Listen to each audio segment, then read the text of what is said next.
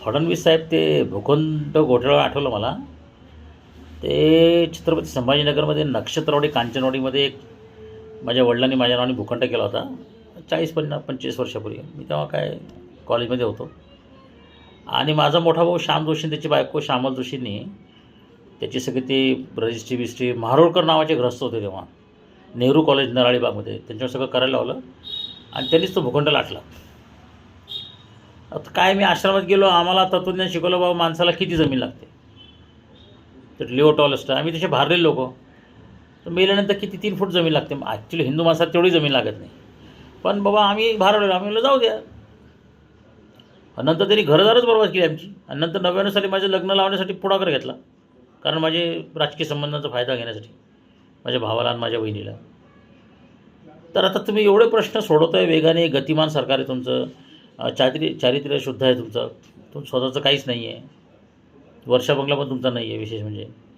आणि म्हणजे कसं तुम्ही दोघं कसे राहता म्हणजे मला कौतुक वाटतं तुमचं. म्हणजे आमचं तर सोडून द्या, मी आणि माझ्या मनीषा आम्ही तर भटके लोक आहेत, कुठे राहतो कसे राहतो आम्हाला काय आहे काय नाही काय, हा लोक हाकलून देतात राहतो आम्ही.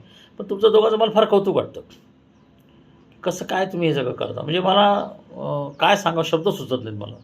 पण मी काय म्हणतो, ते जो टॉलस्टॉय होता लिओ टॉलस्टॉय, तो काय म्हटला होता की बाबा माणसाला किती जागा लागते, पण त्याला भारतीय नेत्यांना किती जागा लागते माहीत नव्हतं. आणि ते सोडून द्या, आता नातेवाईकांचा गंमत सांगतो. हा माझा भावाचा झाला विषय. आता माझे मेहुणे आहेत ना, हे दोघं चांदच गावातली त्यांची प्रॉपर्टी 28 एकर त्याच्यावर मांडत आहेत.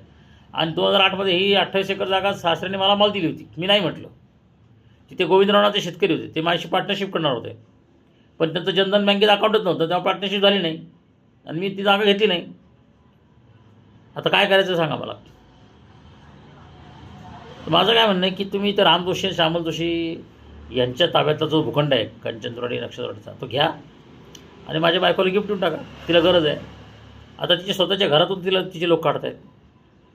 तर काय ना हे प्रॉपर्टी वगैरे सगळं कसं काय होणार मला समजत नाही.